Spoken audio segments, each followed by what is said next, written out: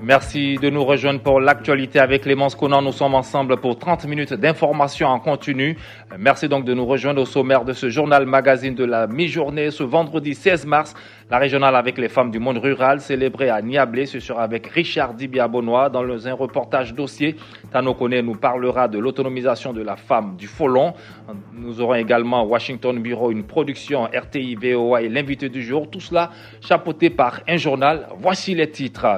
L'hôpital mère-enfant de Bingerville est désormais disponible et ouvert au grand public. L'ouvrage vient d'être inauguré pour soigner au mieux les enfants et les femmes de Côte d'Ivoire. Une œuvre de la Fondation Children of Africa de la première dame Dominique Ouattara. Les journalistes appelés à s'impliquer de façon professionnelle dans la couverture des élections sénatoriales et à laisser à la CEI la responsabilité de rendre publics les résultats du scrutin, des recommandations du Conseil national de la presse CNP. Et puis, on vient juste de l'apprendre, tirage au sort des quarts de finale de la Ligue européenne des champions. Les affiches sont connues, des détails dans ce journal. Voilà pour le sommaire. Radio Côte d'Ivoire, bienvenue. Madame, Monsieur, bonjour. L'hôpital mère-enfant de Bingerville vient d'être inauguré. Une œuvre de la Fondation Children of Africa de la première dame Dominique Ouattara. Cet ouvrage, entamé le 12 janvier 2012, a coûté 25 milliards de francs CFA, dont 18 milliards de francs pour les travaux de construction et 7 milliards destinés à l'équipement d'une capacité d'accueil de 130 lits et places. Cet hôpital se positionne comme une structure de niveau 3 dans la pyramide sanitaire ivoirienne. Il a pour mission d'assurer une meilleure prise en charge sanitaire de la mère et de l'enfant et de garantir l'égalité des soins de qualité pour toutes les couches sociales. Cet hôpital renferme plusieurs services, notamment la gynécologie, l'obstétrie, l'assistance médicale à la procréation pour la mère et la pédiatrie médicale ainsi que la chirurgie pédiatrique pour les enfants. Pour le bon fonctionnement de l'hôpital mère-enfant de Bingerville, la ministre de la Santé a affecté un personnel de différentes catégories que nous présente ici Raymond Goudoukofi. Ce sont 313 agents de santé mis à la disposition de l'hôpital mère-enfant. Je voudrais me permettre de citer par catégorie d'emploi 44 médecins spécialistes, 72 infirmiers, 56 sages-femmes, 71 aides-soignants, 25 infirmiers et sages-femmes spécialistes, 26 techniciens supérieurs toutes options, un ingénieur biomédical, un pharmacien, 4 professeurs titulaires, 4 maîtres de conférences agrégés, un maître assistant et 2 attachés de recherche, tous affectés par le ministère de la Santé et de l'Hygiène publique, en dehors bien sûr des autres contractuels. La première dame Dominique Ouattara a annoncé la construction d'un centre pour les enfants. Elle a aussi confié l'hôpital aux populations afin que les femmes le fréquentent. Elle a surtout demandé au personnel d'y prendre soin. Dominique Ouattara. Dans quelques mois, la maison de vie pour enfants qui est en construction, juste à côté de l'hôpital, sera terminée. Cet espace servira à loger les enfants qui seront en traitement loin de leur domicile. Et cette maison de vie a été offerte par la fondation Lala Salma du Royaume du Maroc. Je souhaiterais à présent m'adresser à nos chères populations et leur dire que l'hôpital mère-enfant de Bingerville est le leur. Il a été conçu et réalisé pour offrir des soins de qualité à des coûts raisonnables et accessibles à tous. Les mamans et les enfants y seront bien soignés et bénéficieront d'une attention particulière quel que soit leur statut social. Mes chères sœurs, n'hésitez pas à venir vous faire soigner. Je voudrais conclure en encourageant la direction de l'hôpital et tout le personnel soignant à prendre soin de cet outil de qualité qui est mis à disposition pour leur dire que je compte sur eux pour que cet établissement devienne un hôpital de référence dans toute l'Afrique. Je vous remercie. Dominique Ouattara, première dame de Côte d'Ivoire et présidente de la Fondation Children of Africa, qui d'ailleurs se donne pour mission d'apporter un avenir meilleur aux enfants d'Afrique. La fondation créée par la première dame intervient dans plusieurs secteurs qui gravitent autour de la femme et de l'enfant, nous dit Djenebou Karamoko. Les missions de Children of Africa sont énormes. Aider les enfants d'Afrique est le slogan de cette fondation dont les grands axes se concentrent sur l'éducation, moteur principal pour chacun de réussir dans sa vie et de s'épanouir. Au nombre de ses actions, Children of Africa fait la promotion de la lecture, distribue des kits scolaires, réhabilite et construit des écoles et des cantines pour ainsi donner aux enfants les clés de leur avenir. Mais pour construire l'avenir, il faut être en bonne santé. Là aussi, Dominique Ouattara et sa fondation ne ménagent aucun effort pour donner le sourire aux enfants en difficulté qui sont aujourd'hui soignés, éduqués et pris en charge quotidiennement. La lutte contre la pauvreté est aussi un facteur essentiel pour Dominique Ouattara qui n'hésite pas à apporter son aide aux femmes dans leurs initiatives de développement communautaire. Comme on le voit, Children of Africa reste l'un des plus importants soutiens des populations vulnérables. La fondation intervient dans 10 pays d'Afrique en subventionnant sur fonds propres des centres ayant pour vocation première de venir en aide aux enfants. Elle existe depuis 20 ans. Ajoutons d'autre part, toujours dans le chapitre santé, que le ministère de la Santé veut lutter contre les carences en micronutriments en Côte d'Ivoire. Il y a eu signature de convention avec le groupe médical Assistance Programme. Cette convention va permettre de mettre en œuvre le projet Chaque enfant compte, un projet qui va s'étendre sur plus de 4 ans dans 6 régions de la Côte d'Ivoire. L'objectif est d'offrir des interventions multiples de santé à travers la fourniture de programmes de suppléments en vitamine A et de déparasitage des enfants de 6 à 59 mois. Une caravane de l'hygiène alimentaire, corporelle et environnementale va sillonner les différentes communes d'Abidjan durant les 2 mois à venir. Initiée par le réseau entrepreneurial des femmes africaines REFA, cette caravane vise à sensibiliser les commerçantes de rue sur la nécessité d'améliorer l'hygiène sur leurs différents lieux de commerce pour la santé des populations. Dao Paulin, maire de la commune d'Antekoubé, soutient cette initiative du REFA. Pour lui, cette initiative va permettre non seulement de renforcer le civisme des populations, mais aussi de poursuivre les actions du gouvernement en faveur d'un environnement sain. On l'écoute. Nous avons besoin de renforcer la lutte contre l'incivisme, la lutte contre l'insalubrité, et nous avons besoin que les femmes se prennent en charge. Et l'autonomisation des femmes passe d'abord à la maîtrise de leur environnement, des rudiments de la salubrité et de l'hygiène corporelle. Et nous avons saisi l'opportunité du réseau entrepreneurial des femmes africaines pour lancer et approfondir cette volonté que nous avons de faire en sorte que les femmes améliorent l'environnement de l'école, améliorent l'environnement des marchés, améliorent l'environnement tout court de nos cités. C'est une bonne occasion de sensibiliser nos populations, de renforcer le civisme et surtout de poursuivre l'action du gouvernement qui vise à lutter pour un environnement sain, pour préparer justement une Côte d'Ivoire qui marche résolument vers l'émergence.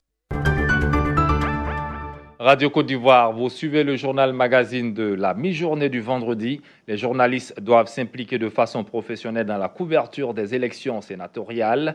Ils sont aussi invités à laisser à la commission électorale indépendante la responsabilité de rendre publics les résultats de ce scrutin. Ce sont là les principales recommandations du Conseil national de la presse. Le CNP a organisé hier avec la CEI un panel sur les élections sénatoriales et la démocratie en Côte d'Ivoire. On en sait plus avec Charles Cablan.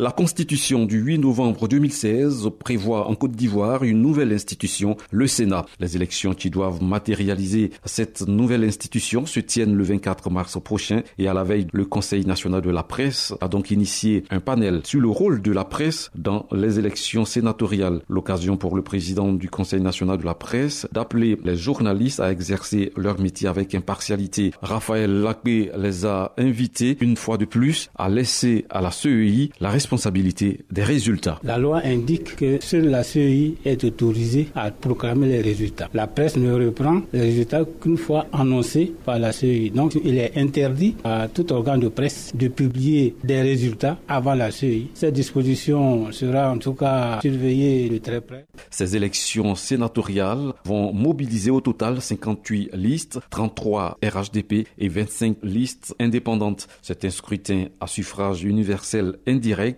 Maître Allé Victoire, porte-parole de la commission électorale indépendante. Il s'agit d'un scrutin de liste majoritaire bloqué à un tour. En cas d'égalité, on reprend l'élection une première fois. S'il y a une nouvelle égalité, on organise encore une nouvelle élection. Et s'il y a encore une égalité, en ce moment, la liste sur laquelle figure le candidat le plus âgé est déclaré élu. À terme, ce sont 99 sénateurs qui seront désignés, 66 élus et 33 nommés par le président de la République.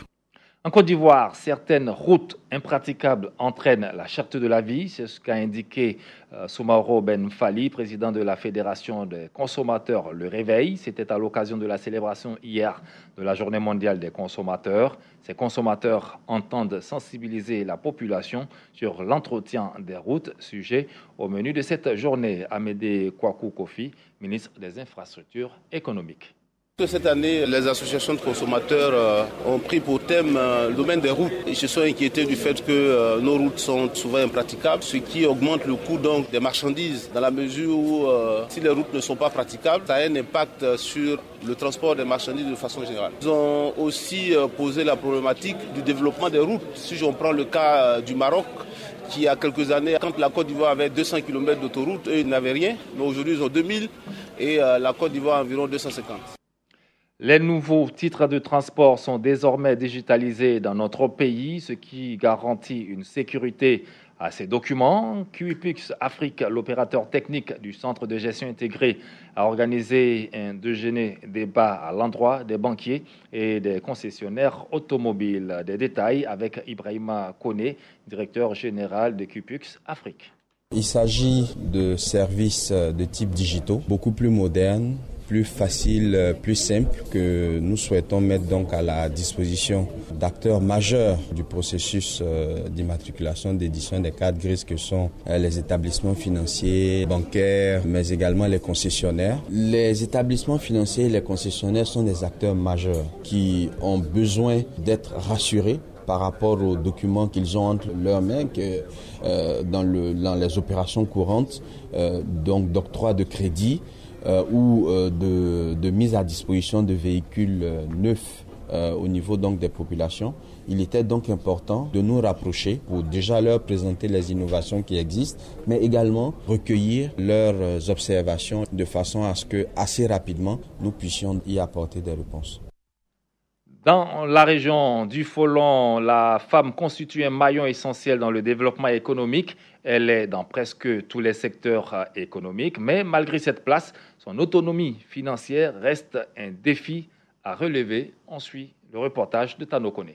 Keïta Afoussata, la cinquantaine révolue, vit avec sa famille à Minian. Son activité principale, comme de nombreuses femmes de cette région, est la culture maraîchère. Elle doit l'exercer pour aider son époux. Nous l'avons trouvé en pleine récolte. Chaque année, on fait le jardin. Après la saison pluvieuse, on fait aubergines, salades, choux, carottes. On fait un peu de tout. C'est hier, on a enlevé les aubergines là. Parce que comme aujourd'hui, c'est le jour du marché, il faut enlever hier pour aller vendre au marché aujourd'hui. Ça, c'est la tomate. La salade, on a commencé à enlever même. Hier, on a enlevé beaucoup aussi pour aller vendre. Une activité qu'elle exerce au quotidien avec fierté et détermination. Mais elle est souvent freinée dans son élan par des difficultés. Chaque fois, quand on commence, avant la fin, l'eau finit. C'est le problème d'eau là qui nous fatigue ici. Toutes les femmes de Mini pleurent pour ça. Vous avez vu, les tomates là sont en train de sécher. Avec les bonbons, tout ça là, c'est à cause d'eau. Puisqu'il y a manque d'eau. Donc on ne peut pas faire autrement. On a creusé beaucoup de trous, mais il n'y a pas d'eau. Ça fait très mal. Puisque dans la saison sèche là, nous les femmes là, on va prendre la daba, faire les buttes, puis planter les choses, commencer à arroser. Tout ce temps là, si on voit après que ça sèche, vraiment, ça fait très mal. Mais on est obligé de prendre ça comme ça, parce qu'on ne peut pas faire autrement. Ce secteur a également besoin d'être organisé afin de permettre à ces femmes de bénéficier du fruit de leur labeur. Voici la raison. Toutes les femmes de Mini en font marcher. Souvent, quand c'est trop, les femmes de Guinée viennent prendre à crédit, mais elles ne payent pas. Bon, toi, tu as beaucoup, tu ne peux pas faire autrement. Elles viennent, elles demandent, bon, il faut nous donner, vendredi prochain, on va t'envoyer l'argent. Peut-être d'autres viennent, mais celles qui ne sont pas honnêtes, elles ne viennent plus. Donc, l'argent, là, reste comme ça. Puisqu'il n'y a pas d'acheteur. On est obligé de faire ça comme ça. À ces difficultés, il faut ajouter l'accès difficile de ces femmes au financement pour développer leurs différentes activités. Nous, on n'a pas bénéficié des PAPS. Toutes les femmes de Folo même, on a fait les papiers, on a fait, mais on n'a rien eu. On est parti à la banque, on a déposé nos papiers, photocopies et autres là, on a fait, on a déposé, mais on n'a rien eu. On ne sait pas qu'est-ce qui est arrivé devant là-bas et puis on n'a rien eu. Si l'autonomisation de la femme reste un défi à relever dans cette région, force est de reconnaître également que de nombreuses actions ont été menées par le gouvernement ivoirien et ses partenaires au cours de ces dernières années pour accompagner la femme dans cette région. Près de 50 millions de francs CFA ont été injectés de 2016 à 2017 pour financer les projets des femmes du Foulon. Dans nos Koni, de retour de Minignan au dîner pour Radio Côte d'Ivoire. Nos magazines à présent, la régionale, la femme du monde rural travaille la terre au quotidien. Elle déploie tant d'énergie pour subvenir aux besoins de la famille. À l'occasion de la Journée internationale de la femme, elle a été célébrée à Niablé, à la lisière de la frontière ghanéenne. Richard Dibi Abonois y était pour Radio Côte d'Ivoire. La régionale. Elles sont venues de plusieurs associations du canton de Niablé, notamment l'association des femmes Blaïya de Djangobo, celle des Zounou ou encore l'association des femmes d'Afalikro pour prêter main forte à leurs sœurs de Niablé. Elles sont au total 1000 femmes qui se retrouvent dans une centaine d'associations. En ce jour qui leur est dédié, elles sont venues dire aux décideurs d'avoir un œil clément sur leurs conditions de vie dans ce milieu rural. Je m'appelle Alak Michelin. Ouais, je suis en joie parce que vraiment, nous les femmes, on est là aujourd'hui. Je veux qu'ils pensent à nous. On dirait que les femmes sont abandonnés, on ne nous prend pas en considération. Or, nous les femmes, on soutient aussi les hommes. Amadou Assananta. Nous aide à nous occuper à nos enfants. Parce qu'actuellement où nous sommes, on n'a rien. Il faut qu'on nous porte beaucoup d'argent pour qu'on puisse élever nos enfants. Je m'appelle Zongawa. Je dis c'est notre jour. Je suis très très content. L'État n'a qu'à voir notre affaire. Nous les femmes, on se fatigue trop. C'était une mobilisation des grands jours à la place publique de Niablé, la cité des lauréats, défilé des différentes associations, chants, danse, bref, tout y était. Mais au-delà de tous ces aspects, eh bien, les enjeux sont énormes. Dame Tiemele Angoura Anastasie, présidente de la Fédération des femmes de Niablé. Nous attendons beaucoup des autorités. Parce que où nous sommes là, nous nous finançons nous-mêmes et on n'a pas les moyens nécessaires. Par exemple, dans certaines régions de nos sous-préfectures, il n'y a plus de têtes disponibles pour les femmes agricultrices. Maintenant, il faut trouver des ressources, des moyens de revenus pour augmenter le revenu de la femme pour qu'elle puisse vraiment s'autosuffire. Dans cet élan de revendication lié à une prise en charge efficiente, les femmes n'étaient pas seules. Elles ont bénéficié en effet du soutien des élus cadres notabilité du canton de Niablé. Paul Kwame, maire de la commune de Niablé. En milieu rural, c'est là même qu'on voit le rôle essentiel de la femme parce que la plupart de nos femmes sont dans les champs, c'est elles qui aident leur mari dans les cultures de rente. Elles font tout mais elles sont oubliées. Et je pense que cette journée-là vient rappeler l'importance de ces femmes rurales qui, du fond de nos contrées, représentent une force, mais qui est négligée et qui n'est pas su par les autorités au plus haut niveau. L'administration au plus haut niveau était présente à travers le sous-préfet de Niablé, le commandant Bakayoko Sagidi, qui rend ici hommage à la gente féminine pour le rôle ô combien important qu'elle joue pour l'équilibre de la société tout entière. Un homme n'est rassuré que grâce à la femme. La femme remarque tout et rassure toujours l'homme qui prend conseil d'elle pour pouvoir affronter l'adversité, pour pouvoir affronter le monde. Donc il faudra saluer tout ce que les femmes font pour toute l'humanité. L'honorable Adonis Lucien, député suppléant d'Abengrou, sous-préfecture Nord, était là pour livrer le message de son mandat. L'honorable Adungouan Bernard a été toujours présent aux côtés des femmes. C'est celui qui n'attend pas parce que si ou parce que ça, pour apporter ce qu'il faut pour l'épanouissement de la femme, pour la liberté de la femme. Le fait qu'elle n'ait pas besoin forcément de l'homme. Une journée spéciale pour rendre hommage à la femme, c'est de bonne guerre, mais il faut intensifier cette reconnaissance par des actes concrets pour leur permettre d'être plus autonomes, surtout la femme des champs, la femme des marigots. La régionale pour aujourd'hui c'est terminé. Richard Dibi Abonois, rendez-vous la semaine prochaine.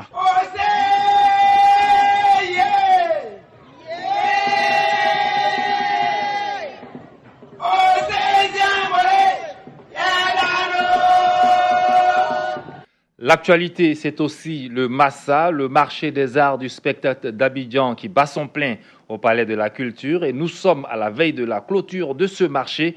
L'ambiance règne toujours sur place au Palais de la Culture. Et on va rejoindre Adama Bakayoko. Bonjour Adama. Bonjour Abou Sila.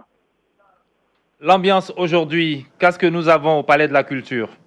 Alors Abou Sila, vous le savez, depuis hier, le ministre de la Culture, Maurice Bandama, a annoncé sur les antennes de Radio Côte d'Ivoire la gratuité de l'entrée ici au Palais de la Culture. Donc le monde est venu massivement, tous les stands bien sûr sont pris d'assaut, notamment celui très prisé de Radio Côte d'Ivoire où les artistes ne cessent de défiler, l'heure du bilan a donc sonné. D'ailleurs, nous sommes dans le stand de Radio Côte d'Ivoire en direct pour vous et nous sommes avec deux artistes. La première que nous allons prendre est Nancy Olabisi, c'est une artiste nigériane qui chante en Yoruba mais qui vit ici en Côte d'Ivoire. Elle a tiré profit de ce massa-là. Son album c'est Faire du bien. Elle va nous expliquer qu'est-ce que le massa lui a apporté, le spectacle qu'elle a pris. Alors Nancy Olabisi, bonjour. Bonjour.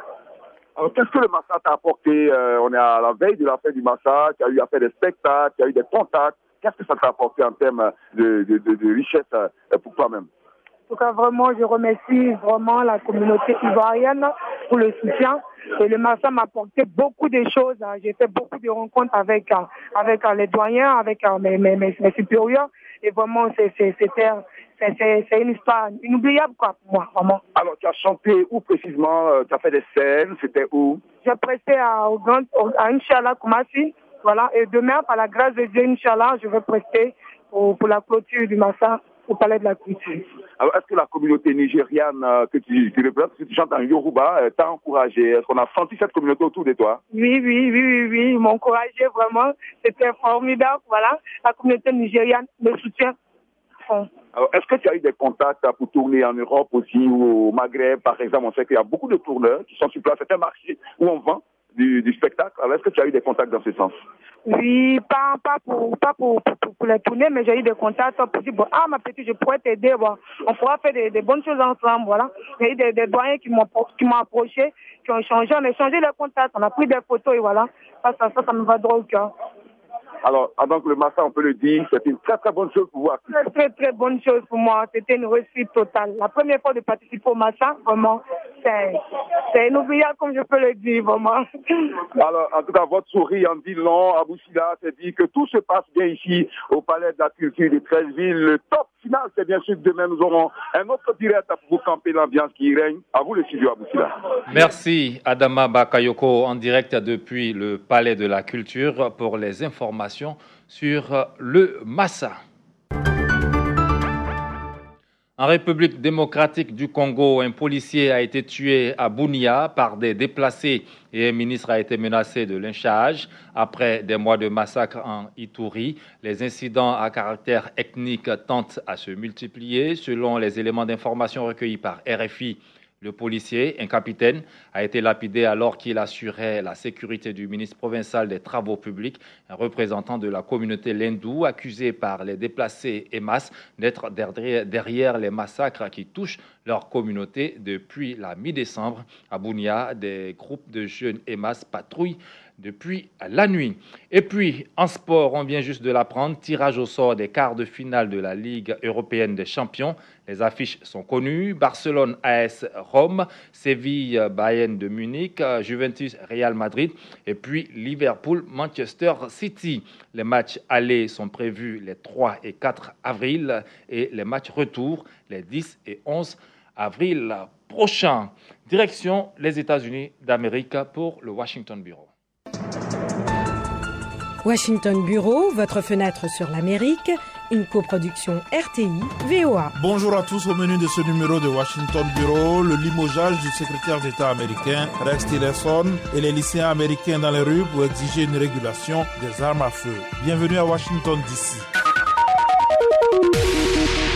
La Voix de l'Amérique en direct de Washington. Le président Donald Trump a annoncé le départ de Rex Tillerson, remplacé au poste de secrétaire d'État par Mike Pompeo. Pour Herman Cohen, ancien sous-secrétaire d'État aux affaires africaines, le départ de Rex Tillerson était prévisible. Je ne suis pas surpris parce que depuis un certain temps, M. Tillerson a montré qu'il n'est pas d'accord avec le président. Par exemple, sur le commerce extérieur, il était contre sur la décision de augmenter les tarifs sur l'acier et l'aluminium. Aussi, quand le président a annoncé qu'il va parler avec le chef d'État de Corée du Nord, Tillerson était assez négatif mais surtout sur la question de la Russie. Le président Trump veut absolument pas critiquer la Russie, il ne veut pas critiquer Poutine. Mais hier, en Afrique, M. Tillerson a dit très mauvaises choses sur la Russie pour la question de l'empoisonnement en Angleterre.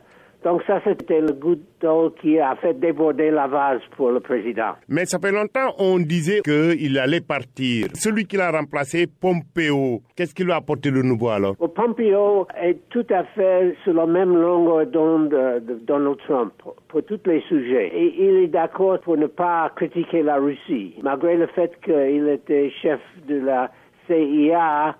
Et la CIA a dit que la Russie a fait l'ingérence dans nos affaires électorales. Pompeo est tout à fait sur la même longueur d'onde de Trump. Il est d'accord pour le contre-terrorisme, d'accord sur le commerce extérieur. Donc, ils seront tout à fait compatibles. Pompeo lui-même est remplacé par une femme, une première à la tête de la CIA. Ça, c'est une très bonne chose. Je félicite le président Trump d'avoir fait ça. C'est une dame très capable. C'est nécessaire maintenant de faire avancer les femmes. Quand même, ça fait beaucoup de départs de partisans de Trump depuis qu'il est au pouvoir en un an. Oui, malheureusement, Trump gère le gouvernement dans une façon très chaotique. C'est une tragédie. Herman Cohen, ancien sous-secrétaire d'État aux affaires africaines.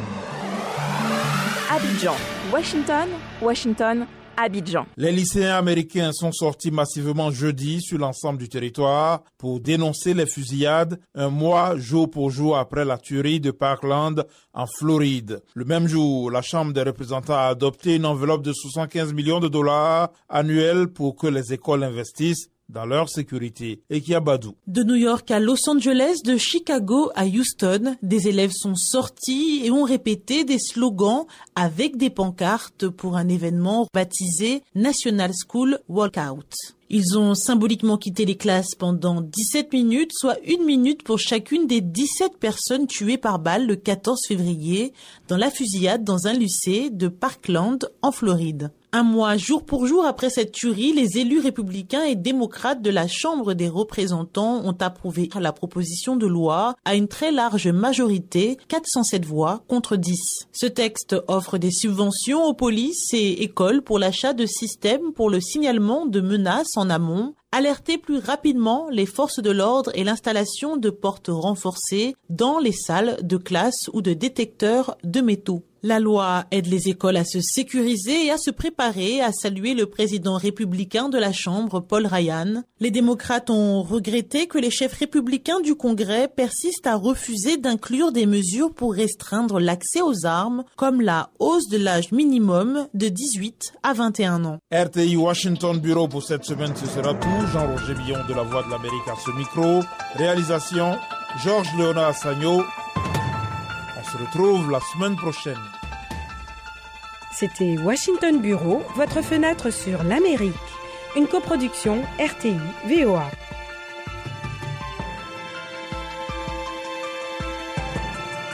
Retour dans ce studio pour l'invité du jour. Le Forum des Zoufouettistes vient de lancer ses activités.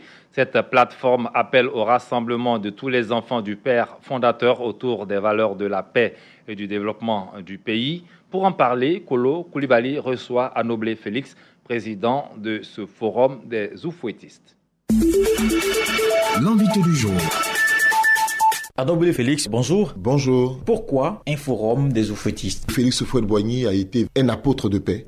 Un forum des Zoufouettistes pour ramener les enfants de toutes les personnes qui pensent que la philosophie de Félix Houphouët-Boigny peut aider à ramener le calme dans le climat politique actuel de la Côte d'Ivoire, à la valeur du dialogue, à la valeur donc de la fraternité, de l'amour des uns et des autres. Vous parlez de préserver l'œuvre d'Houphouët-Boigny avec le PDCI RDA. L'œuvre principale de Félix Houphouët-Boigny, c'est la Côte d'Ivoire. Félix Houphouët-Boigny, lorsqu'il est rentré dans la vie active et dans la vie associative, a commencé avec le syndicat agricole. Le syndicat agricole qui a été la première organisation qu'il a créée a disparu pour faire place au PDCI RDA parce que le combat qu'il menait à un moment donné avait besoin de cette mutation.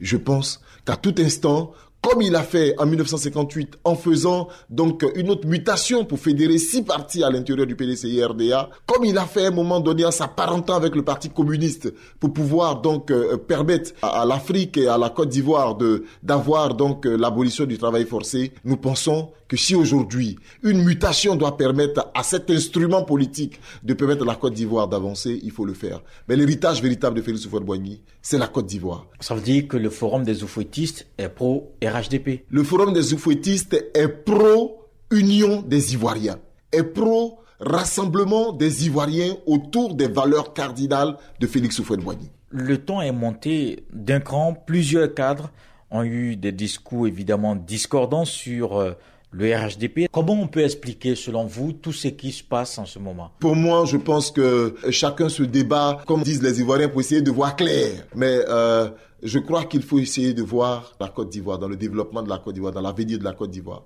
C'est ça le plus important. Le Forum des Oufouettistes dit à tout le monde, rejoignons-nous dans le dialogue de Félix Houphouët-Boigny. Rejoignons-nous dans l'unité des Ivoiriens. Rejoignons-nous dans la construction de la Côte d'Ivoire parce que l'œuvre que nous allons laisser demain à nos enfants avec fierté sera la Côte d'Ivoire. Nous pourrions avoir un PDCI fort et une Côte d'Ivoire détruite, nous n'aurons rien fait du tout.